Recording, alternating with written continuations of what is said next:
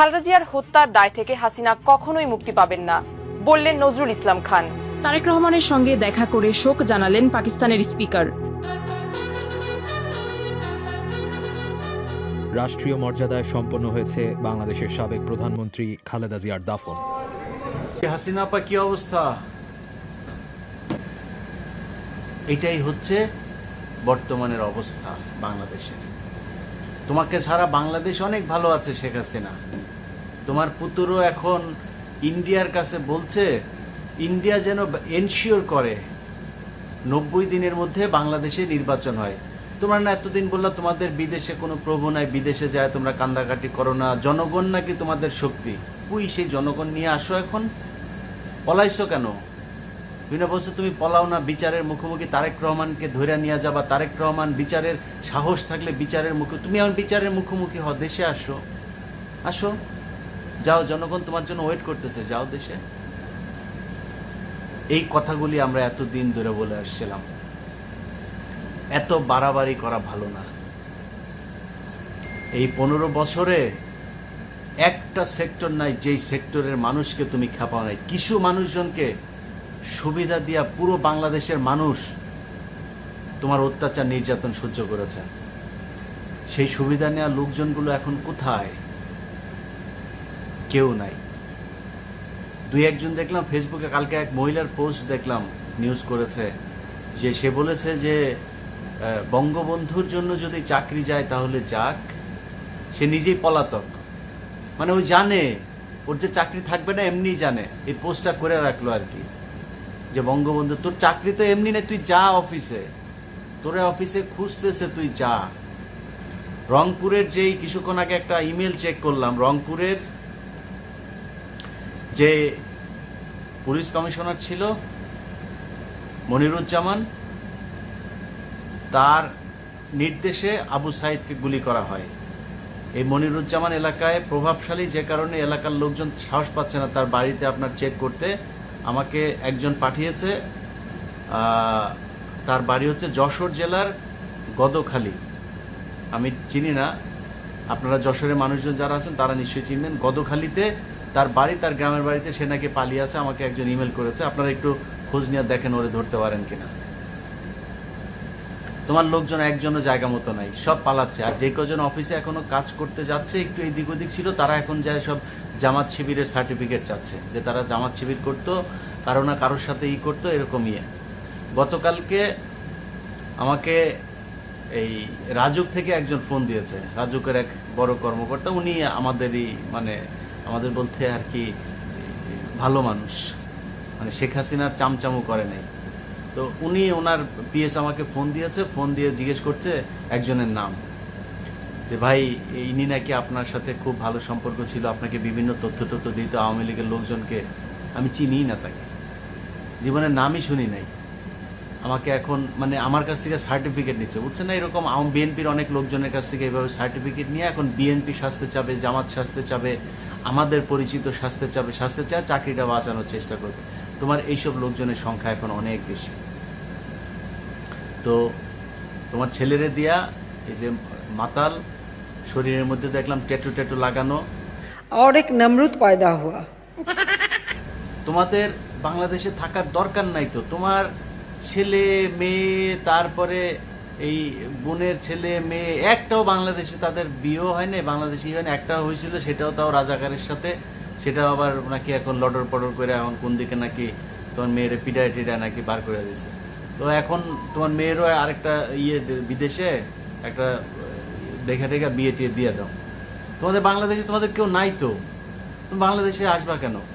তুমি বাংলাদেশে তোমার এতগুলো এমপি মন্ত্রী, একটারও নিয়ে যাওয়া নাই, সবগুলো পলায় আসে, হয় ক্যান্টনমেন্টে আসে, নাইলে কোনো না কোনো বিএনপি নেতার বাসায় কিংবা কোনো ব্যবসায়ীর বাসায় কোনো না কোনো জায়গায় পলাতক অবস্থায় আছে। আবার কেউ কেউ শুনলাম হিন্দু এলাকাতে, অধ্যুষিত এলাকার ভেতরে হিন্দুদের বাড়িতে গিয়ে আশ্রয় নিয়েছে। এইটা হচ্ছে তোমাদের এখন এই মুহূর্তে পরিণতি। তো তুমি শেখ হাসিনা যা করছো এই গত 15 বছরে, আমার বিশ্বাস আল্লাহর বিচার এখনো শেষ হয়নি। আল্লাহ কোরআনে বলেছেন না, যে তোমাদেরকে কিছুক্ষণের জন্য তাদেরকে আমি হাসতে দিয়েছি, তারা হেসে নিক, আবারও তাদেরকে পাকড়াও করা হবে। তোমাদের এখন সেই পিরিয়ডটা চলছে, তোমাদের পাকড়াও। তোমার এখন এই কান্দাকাটি করে লাভ নাই, হেদায়েতের দিন সময় শেষ। তোমার হেদায়েত মনে হয় না হবে, আল্লাহ মাফ করুক, হেদায়েত তোমার শেষ। তোমার এখন গুনাহ যত পারো কমাও, গুনাহ কমায় তারপরে যে শাস্তি যতটুকু কমাইতে পারো আল্লাহর কাছে চায় কমায় না, যে কদিন বেঁচে আসো ওই কদিন ওইখানে বসা এই শয়তানি করে লাভ নেই। তোমার যেই বাবারা এখন দেশ চালাচ্ছে, তোমার বাবাদের শেকড় অনেক লম্বা। তো তোমার এই বাবাদের সাথে টেক্কা দিয়ে লাভ নাই। তোমার ইন্ডিয়ার বাপ আর তোমার করতে পারবে না। তোমাদের একমাত্র বাপ তো দুনিয়ায় ইন্ডিয়ায়। তোমরা বলতা বিদেশে তোমাদের বাপ নাই, প্রভু নাই, এই সেই, অথচ সব কিছু তোমাদের ওইখানে। তো তোমাদের এই একমাত্র বাপ। মানুষ স্লোগান দিত না, হরে কৃষ্ণ হরে রাম, শেখ হাসিনার বাপের নাম বলতো না?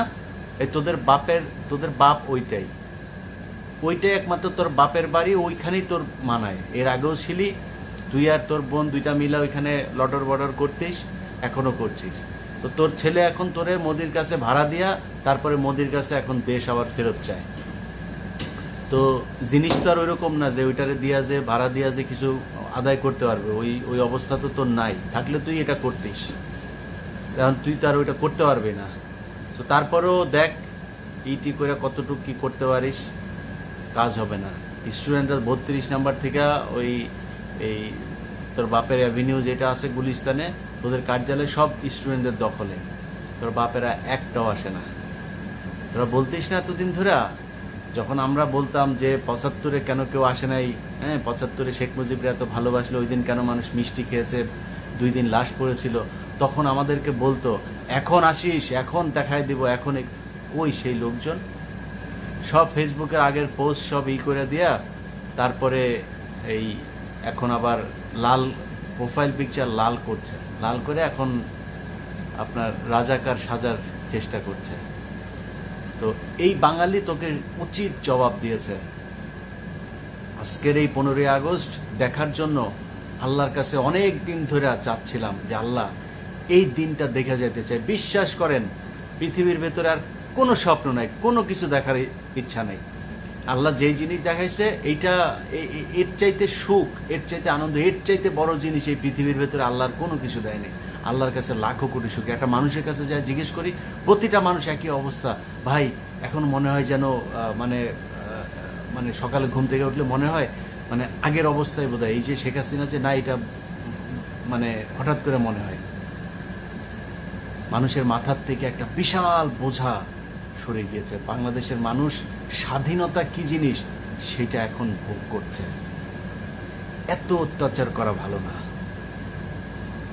প্রতিটা জায়গায়, প্রতিটা ঘরে ঘরে তোর অত্যাচারের 15 বছরের দুঃশাসনের চিহ্ন লেগে আছে। আজকে দেখ এই যে আনিসুল হক, সালমান এফ রহমান, কত টাকা লাগে রে ভাই একটা মানুষের জীবনে, কত টাকা, ওটা শেষ আছে তো।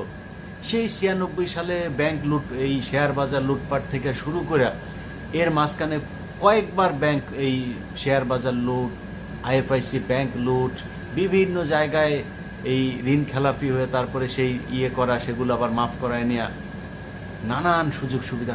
কত টাকা হইলে তারপরে এর শেষ হইতো। এখন খা টাকা, মানুষ তোদেরকে ডিম মারে, জুতা মারে, এ অবস্থা। সে টাকা পয়সা কই, কি করবি এখন? সেই টাকা কুকুরে খাবে তোর টাকা, তুই জানবিও না। এমন মানুষ খাবে তুই জানবিও না সে টাকা কে খায় তোর। এই হচ্ছে তোদের অবস্থা। এখনো সময় আছে। তোদের যে আচার আচরণ দেখা যা বোঝা যাচ্ছে, আজকে আরাফাত এই শমিকাচারের 6 নম্বর স্বামী, আজকে ফেসবুকে পোস্ট করেছে, ওরা ভেবেছিল আমরা মরে গিয়েছি, আমরা মরিনি, তুই আয়, তুই দেশে আয়। এতদিন তোরা বলতি না তোরা দেশে আয়, তোরা দেশে আয়। এখন বল, আল্লাহ দেখ 1 সেকেন্ডের মধ্যে আল্লাহ খেলা দেখাই দিতে পারে। এখন আমরা বলবো তোরা দেশে আয়, তোরা বেঁচে আছিস, আয় দেশে আয়, দেশে যায় বিচার মুখোমুখি হ। এখন তো বিএনপি নাই ক্ষমতায়, জামায়াত তো নাই ক্ষমতায়, যা দেশে যা, দেশে যায়, তারপরে এগুলি ফেস কর, মামলা টামলা ফেস কর। তো সে আজকে আপনার দিয়ে পোস্ট দিয়ে লম্বা এক পোস্ট, সেই পোস্টে সে বলেছে তারা আবার করবে, তারা আবার দল বসে আবার নাকি ক্ষমতায় আসবে, আবার ওই শয়তানি আবার করবে। ওদের শিক্ষা হয় নাই।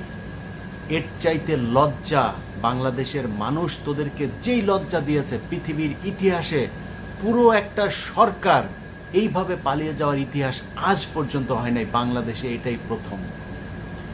এর আগেও পৃথিবীর বড় বড় দেশের ভেতরে এইভাবে সরকার পতন হয়েছে, কোনো দেশে এই অবস্থা হয় নাই। তুই এই পৃথিবীর ভেতরে একমাত্র দৃষ্টান্ত রেখে গেলি যে পুরো সরকার প্রশাসন, তোর আশপাশে ব্যবসায়ী পর্যন্ত তোর সাথে যাদের সম্পর্ক ছিল একটাও থাকতে পারে নাই। এটা একটা ইতিহাস। এই ইতিহাস বাংলাদেশের অন্তত 500 বছরের পরের প্রজন্ম পর্যন্ত এটা মনে রাখবে। এই ইউটিউব, ফেসবুক এগুলো যদি থাকে তারা দেখবে তোর ছায়া, ব্লাউজ, ব্রা, পেন্টি টেন্টি নিয়ে বাংলাদেশের মানুষ কীভাবে টানাটানি করেছে, এটা ইতিহাস। অনেক মানুষ বলে যে ওর এই কর্মভবনে যায় তারপরে এগুলি করা ঠিক হয় নাই। আরে ভাই, এগুলি না করলে তো এগুলি দেখতে হবে। শেখ মুজিবের সময় কেউ এখনো অনেক মানুষ বিশ্বাস করে না। কেন? কারণ ওই সময় বইতে লেখা আছে, কিছু কিছু মানুষ লিখেছে, সেই লেখা কে পড়ে না পড়ে কোনো খবর নাই। এগুলো ভিজুয়াল মিডিয়ার ক্লিপগুলো থাকলো। এই ক্লিপ দেখে আজ থেকে 50 বছর, 100 বছর, 200 বছর পরে মানুষ জানতে পারবে যে এরকম একজন দুঃশাসক, একজন স্বৈরাচারী এই দেশে ছিল, যার ক্ষমতায় যাওয়ার 15 মিনিটের মধ্যে তার পুরো এই প্রাসাদ তছনছ করে দিয়েছে বাংলাদেশের মানুষ। তোরা একটা ইতিহাস, তারপরেও এত লজ্জা দেওয়ার পরেও বাংলাদেশের মানুষ, তোদের লজ্জা শরম কিচ্ছু হয় নাই।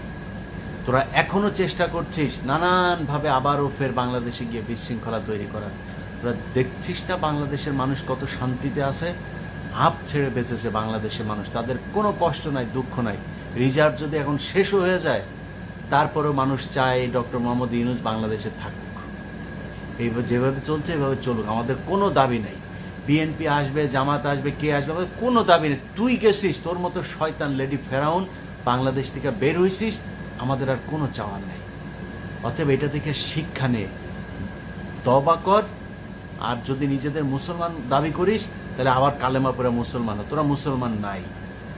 যাইভাবে মুসলমানদেরকে তোরা শাস্তি দিয়েছিস, কষ্ট দিয়েছিস, আলেমদেরকে যে পরিমাণে কষ্ট তুই দিয়েছিস, তোরা মুসলমান হইতে পারিস না। মুসলমান তোরা নাই। অতএব তোরা কলেমা পড়া, তওবা পড়া, তারপরে আবার মুসলমান হইতে হবে। হয়ে আল্লাহর কাছে মাপ চা। জীবনে আর এই শয়তানি করবি না, জীবনে বাংলাদেশের দিকে আর ফিরে তাকাবি না। এই দোয়া কইরা, তওবা পড়ে আল্লাহর কাছে মাপ চা, আল্লাহ হয়তো মাপ করে দিতে পারে। বঙ্গবন্ধুকে আপনারা যেন জাহান্নামের ভালো জায়গায় স্থান করে দেয়। 2 দিন আগে মির্জা ফখরুল বক্তব্য দিয়েছে একটা, এই রয়ের এজেন্ট, এটার মনে হয় লিঙ্কটিং বোধহয় আছে, মির্জা ফখরুলের লিঙ্কটিং বোধহয় বিএনপির কাছে আছে, যেই জন্য এটাই আওয়ামী লীগের কাছে, আওয়ামী লীগ যা বলে ওইটা বলতে বাধ্য হচ্ছে। ও 2 দিন আগে বলছে বিজয় সরণিতে শেখ মুজিবের যখন এই হচ্ছে, মূর্তি টেনে ধরে ছিঁড়ে ফেলছে, ওর নাকি তখন নাকি লুঙ্গি টুঙ্গি ভিজা যাচ্ছে কষ্টে। এই বদমাইশ এর আগেও একবার বলেছে 7ই মার্চ নিয়ে তার কোনো নাই। বিজয় সরণির সামনে শেখ মুজিবুর রহমানের যে মূর্তিটা ছিল, দেখি অসংখ্য মানুষ সেই মূর্তিকে দড়ি বেঁধে টেনে তিনি তো আমাদের নেতা ছিলেন, তাই না? স্বাধীনতা যুদ্ধের সময় তার বিরাট ভূমিকা ছিল। মির্জা ফখরুল যদি নারী টারি নিয়ে ভিডিও টিডিও রাখা থাকে, আগে থেকে বলে দেন, বুড়া বয়সে মান সম্মান নষ্ট করেন না, যে আমাকে এইভাবে ট্র্যাপে ফেলে এটা করেছিল, আমিও যৌবনের উত্তেজনায় ঠিক থাকতে পারি নাই, এরকম একটা করেছিলাম, তো মাফ করে দেন। বাংলাদেশের মানুষ মাফ করে দেবে। আওয়ামী লীগ ছাড়া বাংলাদেশে অন্য মানুষ এখন আর অন্য কাউকে শত্রু মনে করে, মাপ চান মাফ করে দেবে। আর যদি মাল নেওয়ার কারণে শুধু আওয়ামী লীগের কাছ থেকে মাল নিছেন, সেগুলোর ভিডিও টিডিও থাকে, ওইটার জন্য মাপ চান। এসব শয়তানি বান্দ্রামি এগুলি বন্ধ করেন। বাংলাদেশের মানুষকে এই যে ভারত বিরোধিতা আর শেখ মুজিবের এই প্রেম প্রীতি 72 থেকে 75 এগুলো বুঝাইতে আমাদের অনেক কষ্ট করতে হয়েছে। এক একটা প্রোগ্রাম বানাইতে 6 মাস 9 মাস পর্যন্ত কষ্ট করতে হয়েছে, লেখালেখি, ভয়েস দেওয়া, এগুলি এডিটিং করা, বহুত কষ্ট করতে হয়েছে। এগুলো করে এই দেশের মানুষকে বুঝিয়েছি। আপনার চাইতে আপনার মতো এরকম এই একবার এক দলে যাওয়া লোক না। আপনি তো বাম করতেন, বিএনপিতে এসে তারপরে বসেছেন। আপনার বিএনপির যিনি চেয়ারপারসন আছে না, আপনার বাপ এই আপনার চাইতে ভালো জানে। তারেক রহমান নিজে এই শেখ মুজিব সম্পর্কে ইতিহাসের পাতা ধরে ধরে কথা বলেছে, তাও আজ থেকে 4-5 বছর আগে। সো আপনি তারেক রহমানের কাছে যায় আগে পারমিশন নেবেন, এই ধরনের উল্টাপাল্টা কথা বলার আগে। আমরা বলবো একটা, কারণ আপনাকে যারা ভালোবাসে না, ওই বিএনপির লোকগুলো আমাদের জন্য প্রচণ্ড ভালোবাসা তাদের, আমরাও তাদেরকে প্রচণ্ড ভালোবাসি। সো আপনার কাছ থেকে যখন একটা শুনবে, আমার কাছ থেকে যখন আরেকটা শুনবে, তারা কনফিউজ হয়ে যাবে। আর আপনি যদি মনে করেন আপনি ঠিক, আপনি আমাকে বলেন যে কোন বইতে কোন কারণে আপনি শেখ মুজিবকে জাতির জনক, জাতির পিতা, 7ই মার্চ নিয়ে কোনো বিতর্ক নাই, এখনও শেখ মুজিবের ছবি মূর্তি ভাঙলে আপনার কষ্ট লাগে, আপনি আমাকে বলবেন কোন কারণে। আর আমি আপনাকে আপনার বাপ যারা, বাপ দাদা যারা ছিল, সেই আতাউর রহমান খান, মনসুর আহমেদ, তোফায়েল আহমেদ, এরকম যারা যারা আপনার বই লিখে গিয়েছে, তাদের বইয়ের পৃষ্ঠা ধরে ধরে আপনারা পাঠাই দেবো। আপনি আমার জিজ্ঞেস করেন, সেই বইতে লেখা আছে যে আপনার এই শেখ মুজিব বাপ, যার মেয়ের কাছ থেকে টাকা পয়সা নিয়ে চলতেন এই 15 বছর, আপনার এই বাপ কত জাউরা ছিল, আপনার ওই বইয়ের পৃষ্ঠা ধরে ধরে তারপরে বলে দেব। সো মির্জা ফখরুল ইসলাম আলমগীর এইসব জাউরামি বন্ধ করেন। হ্যাঁ, টাকা পয়সা নিতেন, খাইতেন, এগুলো কিন্তু আমরা জানি, জাউরামি। আর একবার আপনার মুখ থেকে যদি 15ই আগস্ট, শেখ মুজিবের 7ই মার্চ, শেখ মুজিব এগুলি সম্পর্কে ভালোবাসার কথা শুনি না, আপনার রেকর্ড কিন্তু আমার কাছে আছে। আপনার দলের এমপি খালেদা জিয়াকে এই জামিন করানোর কথা বলে, খালেদা জিয়ার হসপিটালের বিল দেওয়ার কথা বলে টাকা নিছেন, রেকর্ড আছে আমার কাছে, চালাই দেব কিন্তু। একদম সাবধান, কারণ এই শেখ মুজিব আর ভারত, এই ব্যাপারে বাংলাদেশের মানুষকে স্বচ্ছ ধারণা দিতে হবে। এইটা নিয়ে ওরা বহুত রাজনীতি করেছে, এই দেশে এই মিথ্যা রাজনীতি আর করতে দেওয়া হবে না। ভারত আমাদের শত্রু। শেখ মুজিব 72 থেকে 75 এই দেশের মানুষকে গণহত্যা করেছে, না খাইয়ে মেরেছে, একদল শাসন করেছে, রক্ষী বাহিনী, লাল বাহিনী, নীল বাহিনী, এগুলো করে করে মানুষের ঘর থেকে রাতের বেলা মেয়ে মানুষকে টেনে হেসড়ে নিয়ে তারপরে ধর্ষণ করত, এই কাজ করেছে। এইটা শেখ মুজিব। আপনি শেখ মুজিবকে নিয়ে বিতর্ক নাই, 7ই মার্চ নিয়ে বিতর্ক নাই, কোথার থেকে শিখছেন এগুলি? সো বাংলাদেশের প্রতিটা মানুষকে বলতে চাই, আপনারা কনফিউজড হয়েন না। এই 15ই আগস্ট আজকে যা দেখছেন, এটাই তাদের প্রাপ্য। মাঝখানে যেগুলো দেখেছেন, ওগুলি হচ্ছিল নাটক। ওগুলি ক্ষমতার থাকার কারণে তারা মানুষজনকে দিয়ে এগুলো তৈরি করেছে। শেখ হাসিনা নিজে বলেছে, তার বাপের মৃত্যুর পরে 2 দিন লাশ পড়েছিল, কেউ যায় নাই। কেউ কোনো পদক্ষেপ নিল না, ওই লাশ পড়ে থাকলো 32 নম্বরে। অতএব শেখ হাসিনা যেটা বলেছে, আল্লাহ ওই শেখ হাসিনার বাপের এই কারণেই আল্লাহ যখন মানুষকে দিয়ে মুনাজাত করায়, মুনাজাতের মধ্যেও হুজুররা উল্টাপাল্টা কথাবার্তা বলে ফেলে। মাবুদ, জাতির জনক এবং তার পরিবারকে যারা হত্যা করেছে, আল্লাহ সকলকে তুমি জান্নাত দান করে দিও। আল্লাহ আল্লাহ কবুল করে নিক, আমিন। আল্লাহ হাফেজ। এবং আমি মনে তার জন্য দোয়া করব, বঙ্গবন্ধুকে আপনারা যেন জাহান্নামের ভালো জায়গায় স্থান করে দেয়।